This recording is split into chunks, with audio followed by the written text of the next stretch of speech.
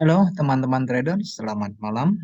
Dalam kesempatan ini, berdasarkan rujukan dari seorang teman yang meminta untuk membuatkan sebuah video tentang smart money di dalam indeks, eh, bagaimana peranan smart money di dalam perdagangan indeks. Kalau kita berbicara tentang indeks, tentunya merupakan harga gabungan dari saham-saham yang tergabung dari kategori apakah dia sebagai pada sektor industri atau pada sektor teknologi. Jadi bisa saja berada di standar And Poor's 500, bisa juga Dow Jones atau di Nasdaq gitu ya. Oke, jadi eh, pembahasan kita pada kali ini lebih cenderung kepada indeks saham gabungan ya, jadi bukan pada sahamnya itu sendiri. Dan bagi teman-teman yang belum melihat atau menonton video tentang smart money di dalam perdagangan forex, bisa dilihat kembali videonya supaya tidak ketinggalan. Konsep dasarnya sebenarnya tidak terlalu jauh berbeda dengan yang di forex ya. Mungkin kalau pada forex itu lebih cenderung kepada interbank trade ya, lebih cenderung kepada sana yang menggerakkan harga di pasar. Tapi di dalam indeks kita akan eh, menjelaskan terlebih dahulu tentang definisi dari smart money itu di indeks seperti apa gitu ya.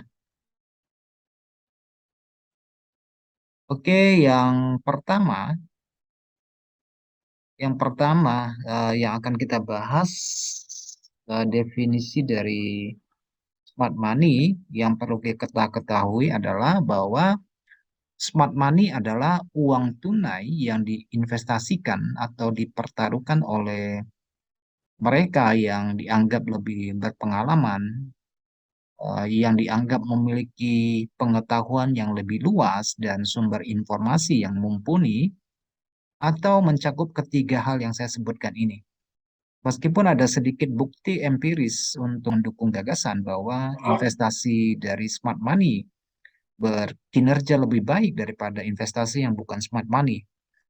Namun memang harus masuk uang tunai yang besar ke dalam pasar eh, di dalam perdagangan, nah, khususnya untuk indeks, tentunya mempengaruhi banyak sekali metode spekulasi yang diterapkan oleh para pedagang. Sebenarnya istilah smart money itu sendiri berasal dari perjudian ya, dari para penjudi yang memiliki pengetahuan yang mendalam tentang permainan yang mereka pertaruhkan, atau pengetahuan orang dalam yang tidak dapat dimanfaatkan oleh publik. Nah, di dalam dunia investasi juga beda-beda tipis. Kebanyakan orang atau masyarakat kita menganggap bahwa smart money itu diinvestasikan oleh mereka yang memiliki pemahaman yang lebih menyeluruh tentang pasar atau yang memiliki informasi yang tidak dapat diakses oleh investor maupun pedagang biasa. Dengan demikian, smart money dianggap memiliki peluang sukses yang jauh lebih baik karena pola perdagangan investor institusional berbeda dari investor retail. Smart money itu sendiri juga mengacu pada kekuatan kolektif dari dana besar yang dapat menggerakkan pasar. Dalam konteks ini seperti bank sentral ya yang menjadi kekuatan di balik smart money. Dan pada umumnya pedagang individu itu mengikuti smart money kemana dia pergi. Sedangkan dalam konteks perjudian, smart money mengacu pada mereka yang mencari nafkah dari taruhan mereka. Banyak penjudi yang menggunakan algoritma matematika historis atau riwayat dari algoritma matematis untuk memutuskan berapa banyak dan apa yang akan mereka pertaruhkan.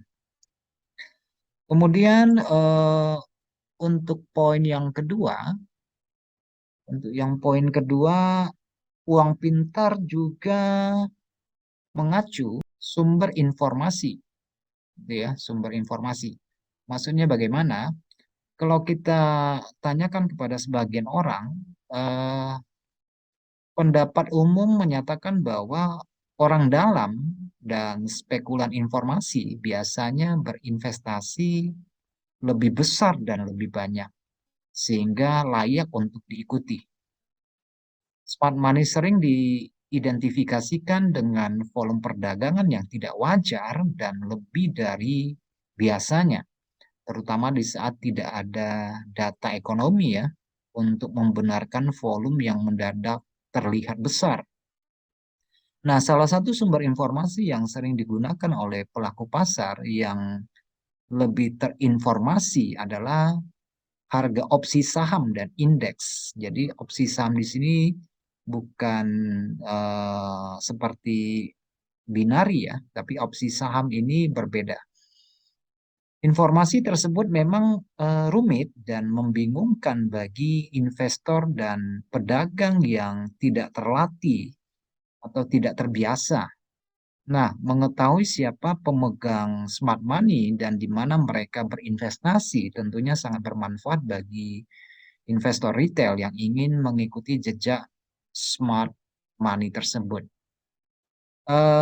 Beberapa penyedia data menggunakan berbagai metode dan sumber untuk mengelompokkan data transaksi dari pedagang komersial dan non-komersial. Salah satu sumber yang kita ketahui adalah laporan dari Commitment of Trader, data yang dipublikasikan setiap minggu oleh Commodity Future Trading Commission. Nah, untuk poin yang ketiga yang perlu kita ketahui bahwa selain dari skala investasi dana yang besar, sebut saja investor kawakan seperti Warren Buffett, siapa sih yang nggak kenal dia kan? Banyak investor yang mengikuti peran dari Warren Buffett karena dia dianggap sebagai investor smart money.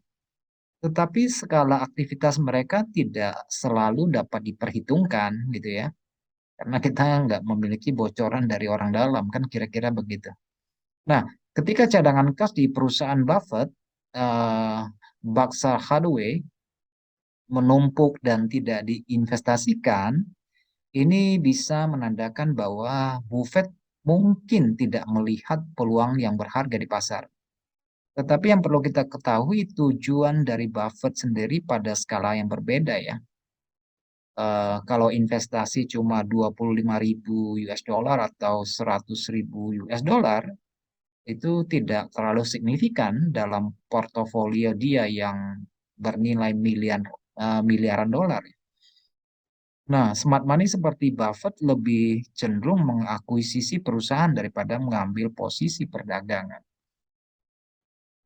Investor institusional sebesar Buffett membutuhkan skala untuk dampak portofolio secara keseluruhan.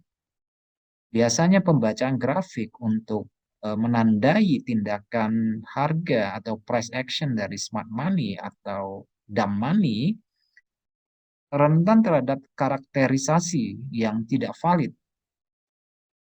Tidak setiap tindakan investasi dapat menyampaikan maksud investor melalui pergerakan harga saja ya. Oke. Nah, selain itu pengembalian individu tertentu, bahkan sebagian besar manajer portofolio profesional seringkali tidak dapat menandingi pengembalian investasi indeks mekanis dari waktu ke waktu.